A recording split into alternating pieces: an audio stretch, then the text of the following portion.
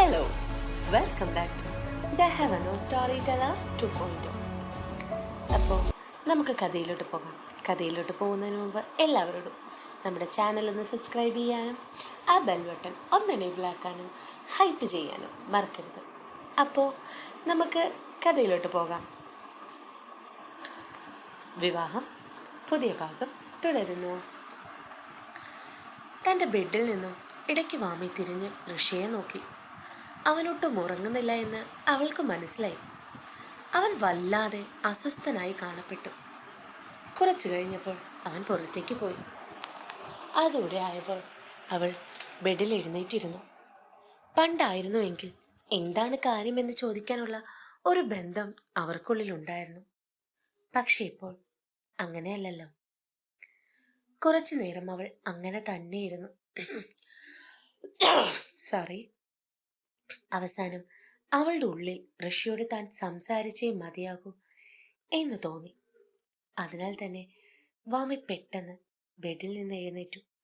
എന്നിട്ട് റൂമിൽ നിന്ന് ഇറങ്ങി. അവനെ തേടി ഇറങ്ങി. അവൾക്ക് ഒരുപാടൊന്നും തേടി നടക്കേണ്ടി വന്നില്ല. കാരണം വാമിക്കറിയാമായിരുന്നു ഋഷി ടെൻഷൻ അടിക്കുമ്പോൾ അവൻ എവിടെയായിരിക്കും ഉണ്ടാകുന്നതെന്ന്.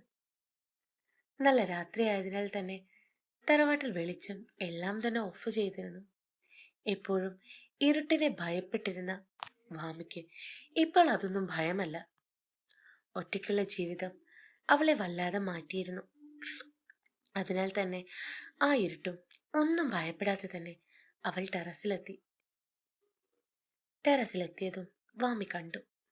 ദൂരേക്ക് നോക്കി നിന്ന് സിഗരറ്റ് വലിക്കുന്ന ഋഷിയെ കണ്ടതും വാമി ഞെട്ടിപ്പോയി. സിഗരറ്റ് വലിച്ചു തിരിഞ്ഞ ഋഷി കണ്ടത് ഞെട്ടലോടെ തന്നെ നോക്കി നിൽക്കുന്ന വാമിയായിരുന്നു. അവൾ എന്തിനാണ് ആ ഞെട്ടി നിൽക്കുന്നത് എന്ന് ചോദിക്കാതെ തന്നെ അറിയാൻ കഴിയും. തൻ്റെ കയ്യിലുള്ള സിഗരറ്റാണ് അതിന് കാരണമെന്ന് അവന് മനസ്സിലായി. താനിതിനെല്ലാം ഒരു കാലത്ത് എതിരായിരുന്നു. അത് മറ്റാരെക്കാട്ടിലും വാമിക്കും അറിയാം. തന്നെ നോക്കി നിൽക്കുന്ന ആ കണ്ണുകൾ നിറയുന്നത് അവനിൽ അസ്വസ്ഥത നിറച്ചു. പെട്ടെന്നാണ് അവൻ ഓർത്തത്, ഈ ഇരുട്ടിൽ അവൾ തനിച്ചു വന്നു എന്ന്. വാമി, നീ ഒറ്റയ്ക്കാണോ വന്ന ഈ രാത്രി? അവൻ മറ്റെല്ലാം മറന്ന് ആ നിമിഷം അവളോട് ദേഷ്യപ്പെട്ടു. അവളോട് എപ്പോഴുമുള്ള സ്നേഹത്തിൽ കുതിർന്ന ദേഷ്യം. അതിനാൽ തന്നെ മറുപടി പറയാതെ അവൾ അവനെ നോക്കി നിന്നു. അതോടെ കണ്ടപ്പോൾ അവന് വല്ലാതെ ചോദിച്ചതിന് മറുപടി പറ വാമി. അവൻ്റെ ശബ്ദം മാറുന്നതറിഞ്ഞ വാമി അവനെ കുറച്ച് നിമിഷം നോക്കി. എന്നിട്ട് ചിരിയോടെ ചോദിച്ചു, ഋഷിയേട്ടൻ മറന്നോ? 2 വർഷമായി വാമിക ഒറ്റയ്ക്കാണ്. ആരുമില്ലാതെ, ആരോടും മിണ്ടാതെ ഒറ്റയ്ക്ക്. നമുക്ക് വേണ്ടി മുത്തശ്ശി വാങ്ങിയ ഫ്ലാറ്റിൽ. വേദന നിറഞ്ഞുവെങ്കിലും അവളുടെ ഉറപ്പോടെയുള്ള വാക്കുകൾക്ക് മുന്നിൽ അവന് മറുപടിയില്ലായിരുന്നു. ഋഷിയേട്ടാ, ഒട്ടും ബലമില്ലാത്ത പോലെ അവൻ മൂളി. വാമി അവൻ്റെ കൈകളിലെ സിഗരറ്റിൽ നോക്കിക്കൊണ്ട് ചോദിച്ചു, ഇതൊക്കെ തുടങ്ങിയല്ലേ? സംഗീതം ലഹരി എന്ന് പറഞ്ഞു നടന്ന ഏട്ടന് മറ്റു ലഹരികൾ ഇഷ്ടമായി തുടങ്ങി അല്ലേ? അവളുടെ ചോദ്യത്തിന് മറുപടി നൽകാതെ അവൻ അവൾക്കെതിരെ നിന്നു. ആ പെരുമാറ്റം അവൾ പ്രതീക്ഷിച്ചതിനാൽ തന്നെ വലിയ വിഷമമൊന്നും തോന്നിയില്ല. അവൻ നിൽക്കുന്നതിൻ്റെ അടുത്ത് നിന്ന് കുറച്ചു മാറി നിന്നു. എന്നിട്ട്, ഏട്ടൻ എനിക്കൊപ്പം അവിടെ താമസിക്കാൻ കഴിയില്ലേ? അവിടെ ആ ഫ്ലാറ്റിൽ? അവളുടെ ചോദ്യം കേട്ട ഋഷി, നിനക്ക് എന്താ വാമി ഈ പറയുന്നത്? എന്താന്ന് വല്ല ബോധമുണ്ടോ നിനക്ക്? നല്ല ബോധത്തിൽ തന്നെയാണ് ഞാൻ പറയുന്നത് ഋഷിയേട്ടാ. ഈ താലിയല്ലാതെ മറ്റൊന്നും നമുക്കുള്ളിലില്ല. പിന്നെ ഏട്ടൻ്റെ ആഗ്രഹം പോലെ ആ 6 മാസം കഴിയുമ്പോൾ ഈ താലി ഞാൻ ഊരിത്തരാം, പോരെ? അവസാനം പറഞ്ഞു നിർത്തുമ്പോൾ യാമയുടെ സൗണ്ട് ഇടറിയത് അവനെ ശരിക്കും മനസ്സിലായി. അതവൻ്റെ ഉള്ളം വേദനിപ്പിച്ചിരുന്നു, കാരണം അറിയാതെ. വാമി പക്ഷേ ഉള്ളുകൊണ്ട് തേങ്ങുകയായിരുന്നു ആ നിമിഷങ്ങളിൽ. അതിനാൽ തന്നെ എത്ര തടഞ്ഞിട്ടും അവളുടെ ഉള്ളിൽ നിന്നും മനസ്സിലെ കാര്യങ്ങൾ പുറത്തു ചാടി. ഏട്ടാ, എന്തിനാ ഇങ്ങനെ? എൻ്റെ ഒപ്പം ഏട്ടന് നിൽക്കാൻ പോലും കഴിയാത്ത അത്രയും വെറുപ്പ് എന്നോടുണ്ടോ? വാമി പെട്ടെന്ന് പൊട്ടിക്കരഞ്ഞുപോയി. എന്നാൽ അത്രയും നേരം അവൾക്ക് അടുത്തു വരാൻ മടിച്ച ഋഷി പെട്ടെന്ന് അവൾക്ക് അരികിലേക്ക് വന്നു. വാമി, മോളെ.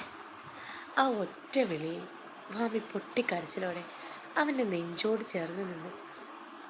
അത്രയും വർഷം അവൾ ഒളിപ്പിച്ചു വെച്ച ആ വേദനകൾ മുഴുവൻ ആ നിമിഷം അവൻ്റെ നെഞ്ചോട് ചേർന്ന് കരഞ്ഞു തീർത്തു. അവളുടെ കരച്ചിൽ ഋഷിയെയും വല്ലാതെ വേദനിപ്പിച്ചു. എത്ര മറച്ചു വെച്ചാലും അവളോടുള്ള അവൻ്റെ സ്നേഹം അത് പുറത്തു വരിക തന്നെ ചെയ്തു. ഋഷി അവളെ ചേർത്ത് പിടിച്ച് നെറുകിൽ തലോടിക്കൊണ്ടിരുന്നു, അവൾ കരഞ്ഞു തീരുന്നത് വരെ. നിമിഷങ്ങൾ കടന്നുപോയി. ഇപ്പോൾ ടെറസിൽ ഒരു ഭാഗത്ത് ഋഷിയും ഒപ്പമടുത്ത് വാമിയുമുണ്ട്. ഒരുപാട് കാലം ഉള്ളിൽ നിറച്ച വേദന കരഞ്ഞും പറഞ്ഞും തീർത്തതിൻ്റെ സന്തോഷത്തിലാണവർ. വാമി, പറ ഋഷിയേട്ടാ, എന്താ? നീ പറഞ്ഞത് നേരെ വാമി. ഈ 6 മാസം ഒരുമിച്ച് താമസിച്ച് ഇവർക്ക് നമ്മൾ ഒരിക്കലും ഒരുമിച്ച് പോകൂല എന്നിവർക്ക് തെളിയിച്ചു കൊടുത്താൽ പിന്നെ എല്ലാം എളുപ്പമാകും, അല്ലേ വാമി? ഋഷി സന്തോഷത്തോടെ വാമിയോട് പറയുമ്പോൾ ചിരിയോടെ എല്ലാത്തിനും തലയാട്ടുമ്പോഴെല്ലാം തന്നെ അവളുടെ ഉള്ളിൽ വിങ്ങുന്നുണ്ടായിരുന്നു. പക്ഷെ അത് മുഖത്ത് കാണിക്കാൻ അവൾ ശ്രമിച്ചില്ല. ഋഷിയാണോ എങ്കിലോ കുറെ കാലത്തിന് ശേഷം മനസ്സ് തുറന്ന് സംസാരിക്കുന്നതിൻ്റെ സന്തോഷത്തിലും. ഇടയ്ക്ക് വാമിയുടെ അനക്കമൊന്നുമില്ല എന്ന് കണ്ടതും ഋഷി തനിക്ക് അരികിലിരിക്കുന്ന വാമിയെ നോക്കി. വാമിയാണെങ്കിലോ ഋഷിയുടെ തോളിൽ തലചായ്ച്ച് മയങ്ങിപ്പോയിരുന്നു. അത് കണ്ട് ഋഷി ഒരു നിമിഷം മനസ്സറിഞ്ഞൊന്ന് പുഞ്ചിരിച്ചു. എന്നിട്ട് അവളെ ഉണർത്താതെ പതിയെ തൻ്റെ കൈകൾ കോരിയെടുത്തു നടന്നു. എന്നിട്ട് തൻ്റെ റൂമിൽ ചെന്ന ഉടൻ അവൻ അവളെ പതിയെ തൻ്റെ ബെഡിലേക്ക് കിടത്തി. ശേഷം പുതപ്പെടുത്ത് അവളെ പുതപ്പിച്ച് തിരിയുമ്പോൾ അവൻ കണ്ടു അവളുടെ നെഞ്ചോട് ചേർന്ന് കിടക്കുന്ന താൻ നൽകിയ ആ താലി. ഋഷി നെടുവീർപ്പോടെ അതിലേക്കൊന്ന് നോക്കി. എന്നിട്ട് എന്തോ തീരുമാനിച്ചതുപോലെ നിലത്ത് വിരിച്ച ബെഡിലേക്ക് കിടന്നു. സമയം ഒരുപാടായതിനാൽ തന്നെ ഒരുപാട് നേരം ആലോചിച്ച് നിൽക്കാൻ സമയം അവൻ്റെ കണ്ണുകൾ അവന് നൽകിയില്ല. അവ ബലമായി തന്നെ അവനെ നിദ്രയിലേക്ക് കൂട്ടിക്കൊണ്ടുപോയി. അങ്ങനെ പിറ്റേ ദിവസം ഇന്നാണ് വാമി ബാംഗ്ലൂർ പോകുന്നത്.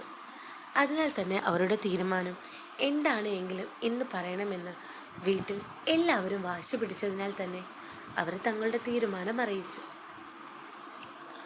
6 മാസം ഒരുമിച്ച് താമസിക്കാൻ തയ്യാറാണ് എന്ന് അവർ പറഞ്ഞതോടെ എല്ലാം തീരുമാനമായി. ഇന്ന് വാമി ഒറ്റയ്ക്ക് പോകും. 2 ദിവസത്തിനുള്ളിൽ ഋഷി ഫ്ലാറ്റിലേക്ക് വരുമെന്നും. എല്ലാം കഴിഞ്ഞ് വാമിയും ഋതുവും കുളപ്പടവിലിരിക്കുകയാണ്. കുറേ സമയം കടന്നുപോയി. അവസാനം ഋതുവാണ് ആ ചോദ്യം ചോദിച്ചത്. വാമി, നീ റെഡിയാണോ ഈ പിരിയലിന്? സംശയത്തോട് ചോദിക്കുന്ന ഋതുവിനെ നോക്കി വാമി ചോദിച്ചു. എന്തു പറ്റി ഇപ്പോൾ അങ്ങനെ ഒരു ചോദ്യം? അറിയില്ല, എൻ്റെ തോന്നലാകാം. എന്തോ നിനക്ക് ഈ തീരുമാനം അത്ര സന്തോഷം തരുന്നില്ല എന്ന് തോന്നുന്നു.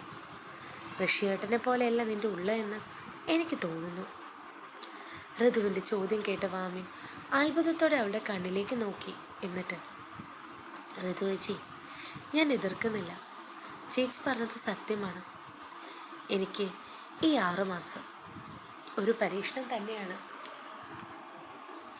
ഈ താലി എൻ്റെ കഴുത്തിലുണ്ടാകണം എന്ന് തന്നെയാണ് ആഗ്രഹം. പക്ഷേ അത് ഏട്ടൻ്റെ സമ്മതത്തോടെ വേണം. അല്ലാതെ. അവൾ ഋതുവിനെ നോക്കി പറഞ്ഞുകൊണ്ട് ഒന്ന് നിർത്തി.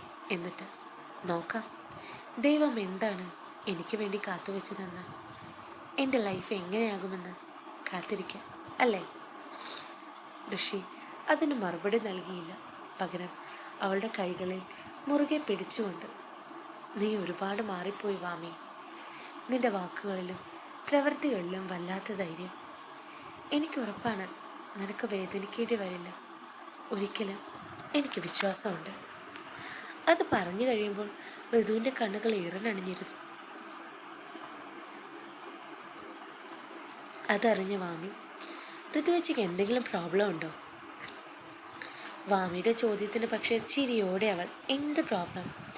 പക്ഷെ എനിക്ക് വാമി, ഇപ്പോൾ സത്യം പറഞ്ഞാൽ ഈ ലോകത്ത് ആർക്കും കിട്ടാത്ത അത്ര സന്തോഷത്തിലാണ് ഞാൻ, മനസ്സമാധാനത്തിലാണ് ഞാൻ. അതുകൊണ്ട് മോൾ എൻ്റെ കാര്യം ഓർത്ത് പേടിക്കണ്ട. ഇപ്പോൾ നമുക്ക് പോയിട്ട് വൈകിട്ട് പോകാനുള്ള കാര്യങ്ങൾ ചെയ്യാം. ചിരിയോടെ എണീറ്റുകൊണ്ട് ഋതു പറഞ്ഞു. പക്ഷെ പിന്നെയും എന്തോ ചോദിക്കാൻ വന്ന വാമി പെട്ടെന്ന് തന്നെ അമ്മ വിളിക്കുന്ന കേട്ട് പിന്നൊന്നും ചോദിക്കാതെ അവർ അവിടെ നിന്നും പോയി. പിന്നെ എല്ലാം പെട്ടെന്നായിരുന്നു. പാക്കിംഗ് എല്ലാം കഴിഞ്ഞ് വാമി ഇറങ്ങാൻ തുടങ്ങുമ്പോൾ ഋഷി തൻ്റെ കാറിൽ സാധനങ്ങൾ എടുത്തു വെക്കുകയാണ്. അവൻ അവളെ ബാംഗ്ലൂർ ബസ്സിൽ കയറ്റിവിടും. ബസ് ബുക്ക് ചെയ്തിട്ടുണ്ട്. പിന്നെ 2 ദിവസത്തിനുള്ളിൽ അവൻ അവിടെ അവളോടൊപ്പം ജോയിൻ ചെയ്യും. അങ്ങനെ എല്ലാത്തിനും തീർപ്പ് കൽപ്പിച്ച് അവരിരുവരും അവിടെ നിന്നിറങ്ങി. രാഘവനെ കെട്ടിപ്പിടിച്ച് ഋഷി യാത്ര പറയുമ്പോൾ ബാംഗ്ലൂർ വരണമെന്നവൻ പ്രത്യേകം അവരോട് പറഞ്ഞു. അങ്ങനെ കുടുംബം മുഴുവൻ സന്തോഷത്തിൽ അവരുടെ കാറ് പോകുന്നത് നോക്കി നിന്നു. കാരണം അവർക്കുള്ളിൽ തങ്ങളുടെ മക്കൾ ഇനി ഒരുമിക്കും എന്ന സന്തോഷത്തിലായിരുന്നു. തുടരുന്നു. അപ്പോൾ നമ്മുടെ ചാനൽ ആദ്യമായിട്ട് കാണുന്ന എല്ലാവരും ഒന്ന് സബ്സ്ക്രൈബ് ചെയ്യാനും പിന്നെ എന്നെ സപ്പോർട്ട് ചെയ്യാനും മറക്കരുത്. അപ്പോൾ 2 ദിവസം സ്റ്റോറി ഇല്ലായിരുന്നു, എനിക്കറിയാം. അതിന് കാരണം പെണ്ണുങ്ങളെ മാസം മാസം തേടി വരുന്നൊരു അതിഥിയുണ്ട്. ആ കക്ഷി ഇന്ന് എന്നെ ഇത്തവണ വല്ലാതെ വലിപ്പിച്ചു. ഒന്നും ചെയ്യാൻ പറ്റുന്ന സിറ്റുവേഷൻ ആയിരുന്നില്ല.